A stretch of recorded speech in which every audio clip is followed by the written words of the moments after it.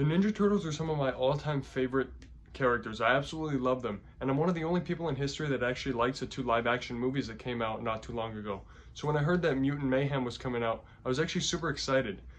A lot of my excitement was kind of squandered when I saw the first trailer though, and I'll get to the reasons why, because a lot of the problems that I had with the trailer, I actually had with the movie. But let's get started off with what I liked about Mutant Mayhem.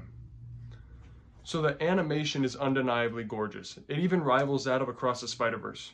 However, the one nitpick I have with it is that the turtles actually feel out of place. Everything else is beautifully animated in this 2D cartoonish sense, but then the Ninja Turtles are actually animated to look like clay, so they don't fit in the same world that they're living in, which doesn't really make sense to me, and it feels like an odd design choice. Another thing that I really loved about the movie is that it can actually be really funny, and the teenagers truly feel like teenagers. I'll get to Splinter later because I had a lot of issues with him, but just the dynamic between the brothers I thoroughly enjoyed. The thing that I really loved about the movie was the ending, and there's a little spoiler warning here in case you want to go see the movie. But at the end, when Shredder shows up, it was just absolutely phenomenal. Great fanfare for all the TMNT fans out there, including myself. I'm so excited to see the second movie, and even though this movie wasn't my favorite, I'm definitely excited to see where it goes next. When I left the theater, I couldn't help but feel disappointed, and this is due to a lot of different factors. The main one being the way that they used Gen Z slang and humor for the Turtles. I feel like it just felt completely out of place and not like the Ninja Turtles that we know. So that part was actually really annoying to me. Another thing that I really couldn't stand at all was how they treated Master Splinter.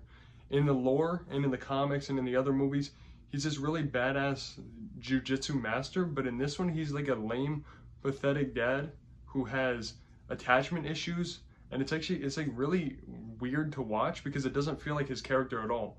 And Jackie Chan is really funny, but I just don't feel like this is the role for him.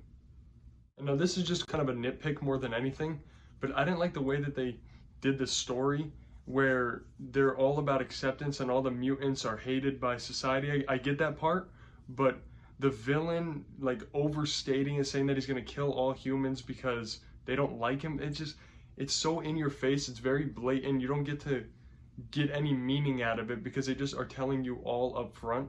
So I didn't like it. I also thought the motivations were weak because that's his only motivation, is that like, oh, I've raised you guys are gonna help me kill this entire population of humans. I don't know, it didn't feel right.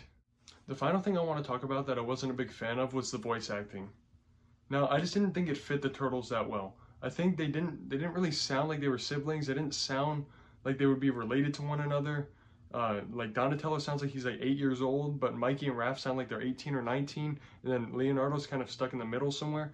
So I don't know, just the voice acting. I mean, the voice acting from the mutants was great, like Bebop, Rocksteady, Superfly, all of them were great, but I didn't like the voice acting by Splinter or the Ninja Turtles that much.